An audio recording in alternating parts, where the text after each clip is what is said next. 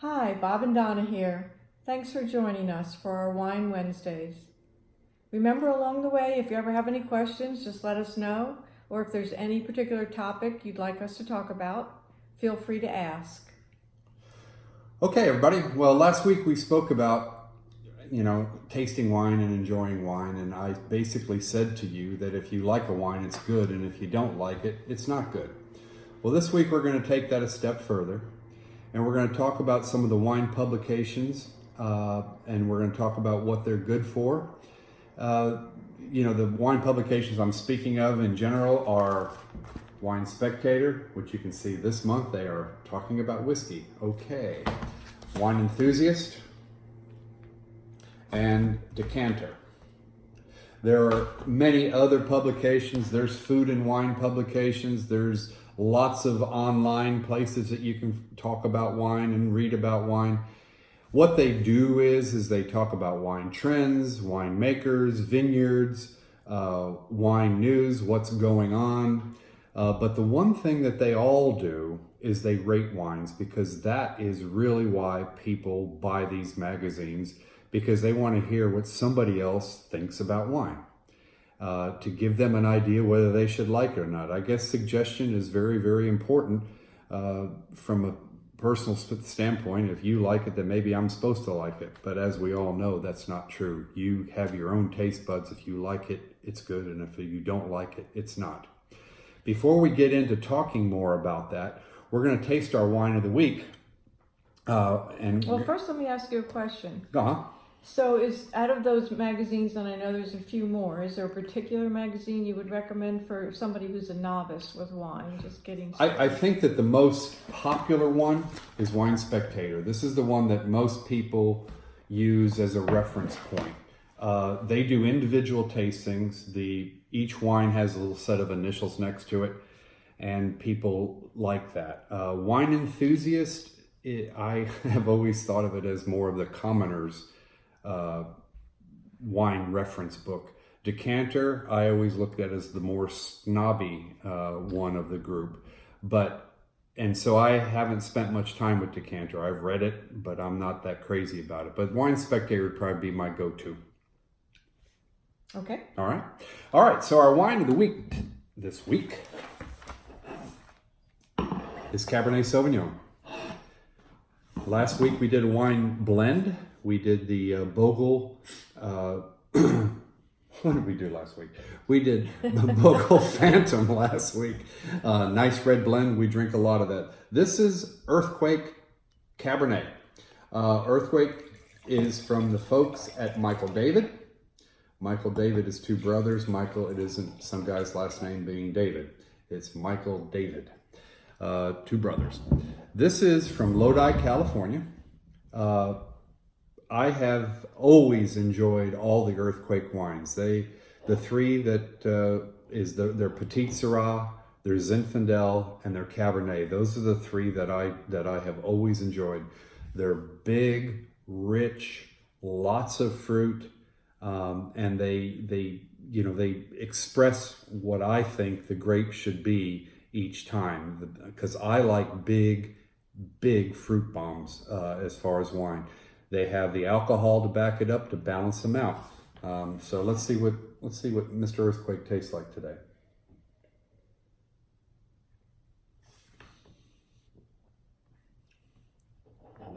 It's just what I would expect from this wine. Big fruit. It has some tannin structure that kind of grips your tongue. Tannin is an acid that kind of curls your tongue.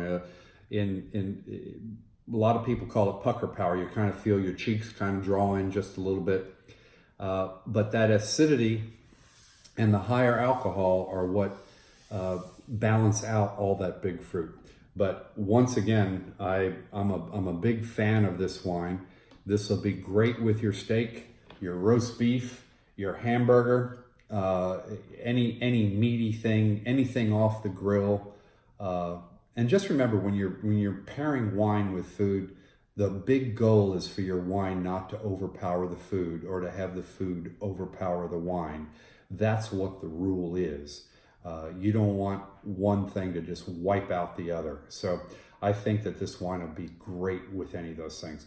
I find earthquake all over the Grand Strand area in South Carolina. When we lived in Colorado, it was everywhere there also. So I think that no matter where you are, you won't have trouble finding earthquake wines.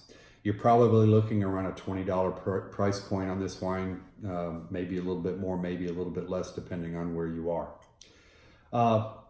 So getting back to ratings and that sort of thing, many times, you think that your opinion doesn't count, or that your opinion is wrong or incorrect, or you described it incorrectly. Everybody has a different way of describing wines. We are all sort of captive to what we're familiar with and what we've tasted in the past. You can't possibly know the difference between a white currant and a red currant and a black currant if you've never tasted them before. You probably know strawberries, and blackberries and blueberries and watermelon and peaches, and you're familiar with all those flavors. So you might be pretty good at pulling those flavors out, which is my forte. I can pull out what I know. But I went through these magazines earlier today and just looked at some of the descriptors in them. And I just want you to not worry about too much about what these people say about these wines, because I've had a lot of folks ask me over the years, I don't taste that in the wine when I taste it. I don't get that. And I understand that. Here's a few real quickly that they talked about, and see if these words speak to you at any level. Now, these were describing a particular wine: restrained, showing subtle energy; hefty, but shows a seductive edge; fleshy, but with a very solid graphite spine. Yeah, those sound like wine descriptors to me. I'm more concerned about how they're in balance. I mean, whether everything balances against each other, and I don't get that very much. But quickly, I want to show you Wine Spectator, and this doesn't happen real often, but Wine Spectator and Wine Enthusiast actually rated the same exact wine in their October issue. So this is just to once more put an exclamation point on the fact that, what you think is what you think, and what somebody else thinks is what they think. Here we have Diamond Creek Volcanic Hill. Now, this is a monster Napa Valley wine. I always thought when I bought it, when I was in the restaurant business, that I would never be old enough, I'd never live long enough to be able to drink these things, because they took 20 years to get ready. This one apparently is no different. So it gives it a 96 points. That's nice, 96 points. By the way, this wine retails at $250. Yeah, this is an everyday drinker for most people.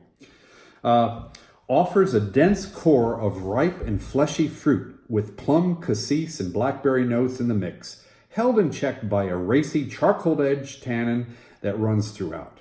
The finish is very long and rippling, with sanguine and smoldering cast iron details that give this serious mouth-watering cut. Best from 2022 to 2040. 2040. What are you going to be doing in 2040? Okay, so that's what Spectator says. Now let's see what Enthusiast says about the same exact wine, and you tell me whether you think they're describing the same wine or not. This is an intensely powerful Cabernet Sauvignon with 8% Merlot, 2% Cabernet Franc blended in. It is robust. Firm tannins that prop up flavors of leather, dark chocolate, sage, and crushed rock, accented by toasted oak and cedar. It will benefit from aging. Enjoy 2026 to 2031. So, what do we come away with today? Opinions. Wine is an opinion. Your opinion is as valid as anybody else's when it comes to wine. These two fellas or ladies or whoever did this, they taste the same wine and came up with different things. An opinion, how it tastes, will vary among people from person to person, from you to me. Donna and I many times agree, most of the times agree, whether we like a wine or not. And sometimes she goes, and I go, man, it's delicious. And sometimes it's the other way around. It's okay. Thanks for joining us. Oh, we're supposed to do this. Cheers. Cheers. Have a great week.